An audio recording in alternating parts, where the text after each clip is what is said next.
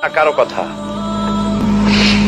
ইয়াউমা লা ইয়ানফাউ মালুন ওয়ালা বানুন, সন্তান সন্ততি স্ত্রী পুত্র পরিজন দিয়ে কোনো উপকার কারো হবে না।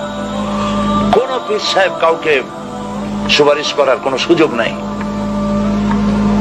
আল্লাহ পাক যাকে পারমিশন দিবেন, যার জন্য দিবেন, তিনি শুধু সুপারিশ করতে পারবে, আর কেউ না। কিয়ামতের দিন অনেক মুরিদ নিয়ে এক এক পীর উঠবে, মিথ্যে কথা। ওয়াকুল্লুহুম আতিহি ইয়াউমাল কিয়ামাতি ফারদা। আল্লাহ পাকের দরবারে একজন একজন করে হাজির হতে হবে। আল্লাহ পাক বলেছেন, আমার কাছে একজন একজন আসবা, মুর্দাবাদ জিন্দাবাদ দিয়া, স্লোগান দিয়া, মিছিল করিয়া আল্লাহর দরবারে যাওয়ার কোনো উপায় নাই। আল্লাহ আর তার বান্দা, সুবহানাল্লাহ।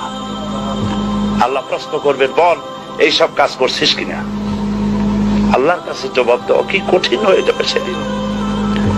এই জন্য আল্লাহ রাসূল তিনি নিজে এই দোয়া পড়তেন, আল্লাহুম্মা হাসিবনি হিসাবান ইয়াসীরা।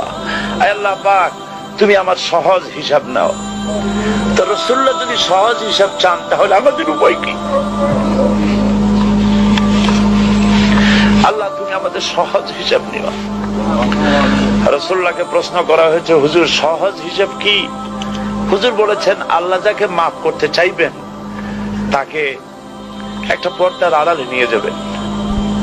জিজ্ঞেস করবেন, এই বান্দা এইসব কাজ করছো? এখন আল্লাহ জিজ্ঞেস করতেছেন, সে তো ভয়তে অস্থির হয়ে যাবে, কেন্দ্রে পাগল হয়ে যাবে। আল্লাহ করে ফেলছি, আমার মাফ করে দাও। আল্লাহ পাক তার জবানের সমস্ত পাপের কথা শুনে সে যখন অনুতপ্ত হয়ে কাঁদতে থাকবে, আল্লাহ বলবেন, যা মাফ করে দিলাম, জান্নাতে চলে যা।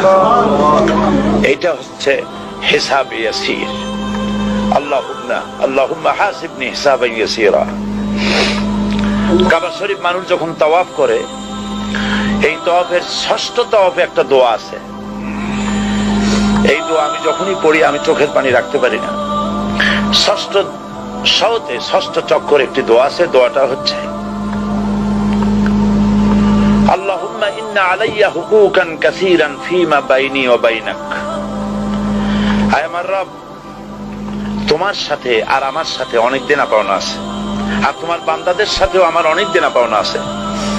তা আমি তোমার বান্দাদের কাছে যে বিষয় ঋণী আছি, সেই ঋণ পরিশোধের জন্য তুমি আমাকে যোগ্যতা দাও, পরিশোধের তৌফিক দাও। আর আমার কাছে তোমার দেনা আছে, তা আমার কাছে তোমার যে দেনা আছে সব দেনা তুমি শোধ করে দিয়েছো। আমার চোখ দিয়েছো, মুখ দিয়েছো, কান দিয়েছো, স্বাস্থ্য দিয়েছো, বউ দিয়েছো, বাচ্চা দিয়েছো, টাকা দিয়েছো। আমার কাছে সৃষ্টি করে তোমার যা দেনা ছিল তুমি সব তো শোধ করে দিয়েছো, কিন্তু তোমার দেনা তো আমি কিছুই শোধ করতে পারি। তোমার দেনা আমার শোধ করার একটা পথ আছে মাবুদ, সেই পথটা হলো তুমি আমার মাফ করে দাও।